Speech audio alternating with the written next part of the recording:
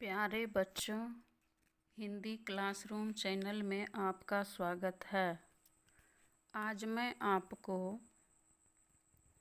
वर्ग 11 बिहार बोर्ड हिंदी के मीराबाई के प्रसिद्ध पद के बारे में बताने जा रही हूँ।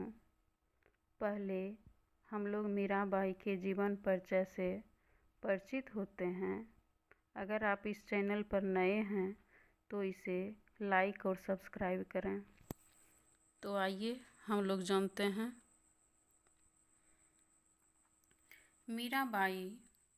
मीराबाई हिंदी भक्ति काव्य में अत्यंत महत्वपूर्ण मानी जाती है। इनका जन्म 1504 ईस्वी में राजस्थान के मेरता के समीप कुड़की गांव में हुआ था। इनके पिता का नाम राठौर रतन सिंह और इनकी माता का नाम वीर कुमारी थी। इनके पति का नाम राणा भोजराज था। इनकी रचनाएं देखिए: गीत गोविंद टीका, नरसी जी का मायरा, राग गोविंद, राग सौरठ के पद के अतिरिक्त पदावली थी। इनके बचपन का नाम प्रेमल था।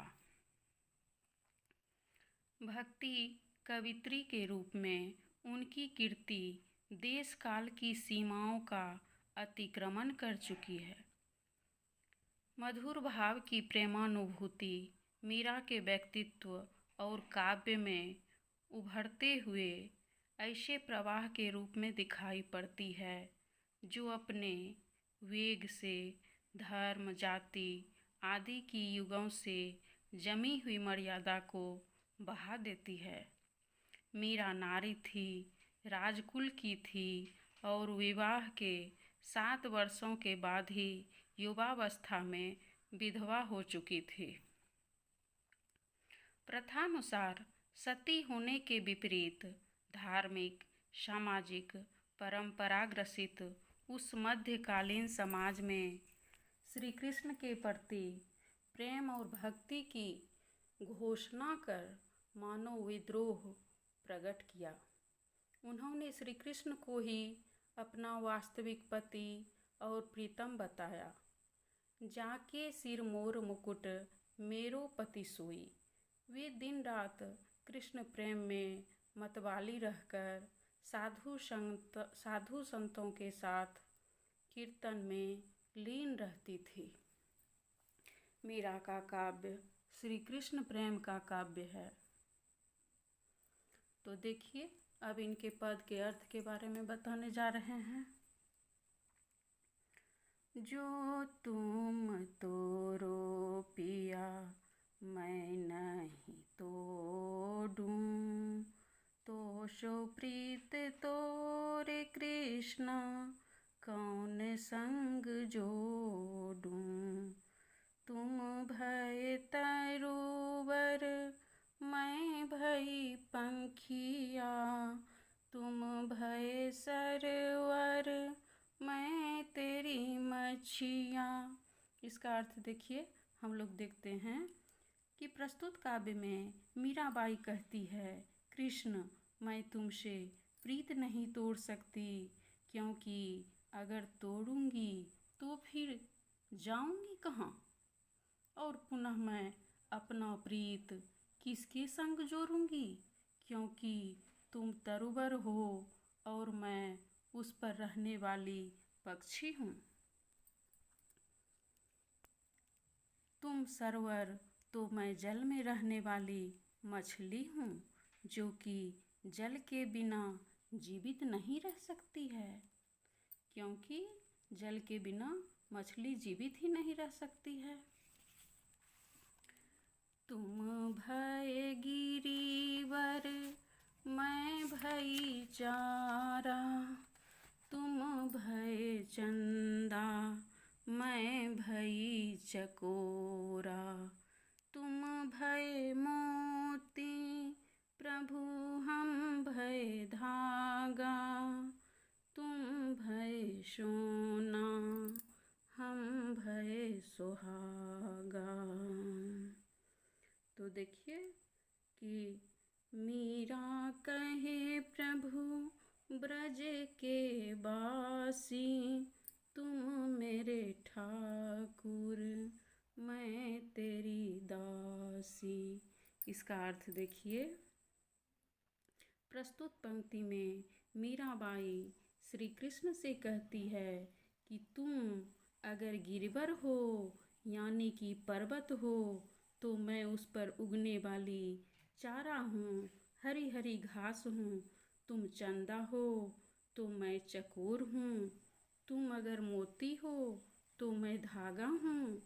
तुम सोना हो तो मैं सोने को सुंदर बनाने वाली सुहागा हूँ। मीरा कहती है, हे ब्रज के वासी श्री कृष्ण, तुम मेरे ठाकुर और मैं तुम्हारी दासी हूँ। अब देखिए दूसरा पद हम लोग देखने जा रहे हैं। मैं गिरिधर के घर जाऊं, मैं गिरिधर के घर जाऊं, गिरिधर मेरो साँचो प्रीतम, देखत रूप लुभाऊं, रैन परे तब ही उठ जाऊं। इसका अर्थ है, मीराबाई कहती है कि मैं गिरधर के घर जाना चाहती हूँ, अपने श्री कृष्ण के घर जाना चाहती हूँ। क्यों? क्योंकि गिरधर मेरा सच्चा प्रीतम है, प्रेमी है। उनके मनमोहित रूप को देखकर मैं मोहित हो जाती हूँ। रात होते ही मैं श्री कृष्ण के घर चली जाती हूँ। भोर भये उठ आऊं, रैन दिनावा के संग खेलूं, ज्यों त्यों ताहि रिझाऊं, जो पहिरावे सोई पहिरूं। मीराबाई कहती है कि मैं सुबह होने पर पुनः अपने घर आ जाती हूँ। रात दिन मैं श्री कृष्ण के संग खेलती हूँ और उन्हें रिझाऊंगी खेलकर। जो कृष्ण पहराएंगे मैं वही वस्त्र पहनूंगी, जो वो खाने के लिए देंगे मैं वही भोजन खाऊंगी। मेरी उनकी प्रीत पुरानी, उन बिन पल न रहाऊं, जहाँ बैठावे तित हूँ बैठूं, बेचे तो बिक जाऊं। मीरा के प्रभु गिरधर नागर, बार बार बलि जाऊं। मीराबाई कहती है कि कृष्ण जो भी खिलाएंगे वह भोजन मैं करूंगी। साथ ही मेरी और कृष्ण की प्रीति बहुत पुरानी है, मैं उनके बिना एक पल भी नहीं रह पाऊंगी। जहाँ बैठाएंगे मैं वहीं बैठी रहूंगी। अगर वह मुझे बेचेंगे भी तो मैं खुशी खुशी बिक जाऊंगी, क्योंकि कृष्ण सिर्फ मीरा के हैं। मैं उनके लिए बार बार मिट जाऊंगी। यही समर्पण है, यही प्रेम है। धन्यवाद।